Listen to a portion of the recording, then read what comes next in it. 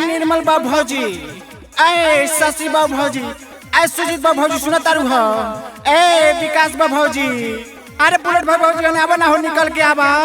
ऐ महेश बाबू भौजी आवा ना है झाल कमंडल ले ले आवा है जोगिरा का सारा गावल जाओ। अरे यार निर्मल बाबू भौजी को बुलाओ ना रे, बड़ा उठलाली पाटो लगोले भैया आज होर में ये कैसे कमाओ सुना रे। ए तू ही गावा ना। हां तो ना मन मुत सुनला है सुनो हरी के संग संग गेहूं लसराता, लहरी के संग संग गेहूं लसराता, फागुन में सब कर पिचकारी टनटनाता। पक पक है का गावती रे, बंद कर रखा। छोड़ा सो शशि बस गावा सो निमन गावेली। ए गावा सो तना मन बोलो त ल सुन लो सुना सखी उषा मरद होली में बाकुसा, सुना सखी उषा मरद होली में बाकुसा, दहिया पर फेंक देनी धूरा माटी भूसा, दहिया पर फेंक देनी धूरा माटी भूसा, सुना सखी उषा मरद होली में बाकुसा,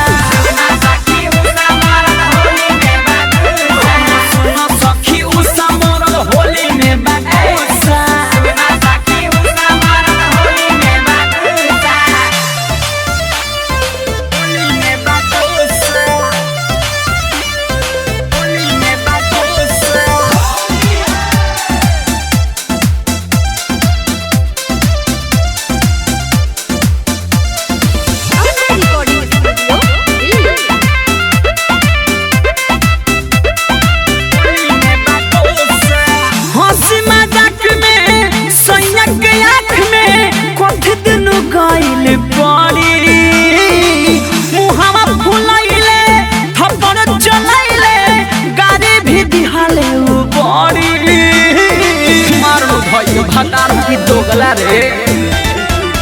हंसी मजाक में सैया के आँख में कथी दिन गइल पड़ी, मुहावा फुलाइले थप्पड़ चलाइले गाड़ी भी दिहाले बड़ी,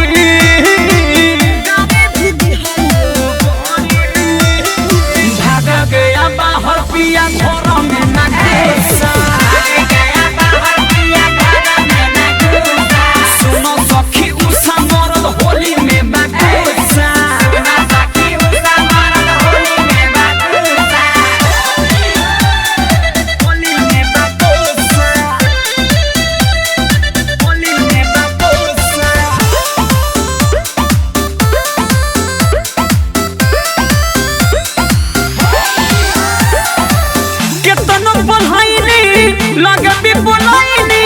रोमले न तब मोरा गाल के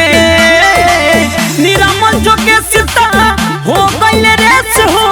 जाके कहब शशि लाल के उनको रहन में सुधार केतनो पढ़ाईनी लगबी बोलाईनी रोमले न तब मोरा गाल के निरमल जो के सीता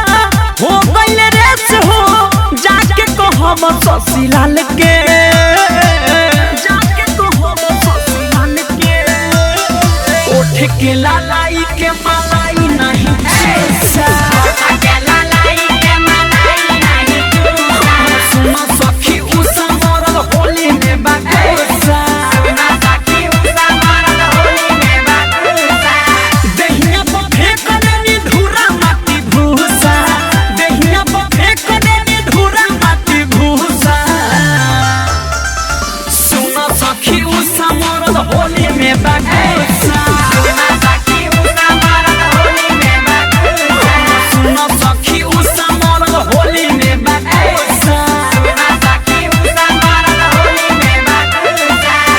का कहीं कर चल अम्बे रिकॉर्डिंग स्टूडियो दिल्ली।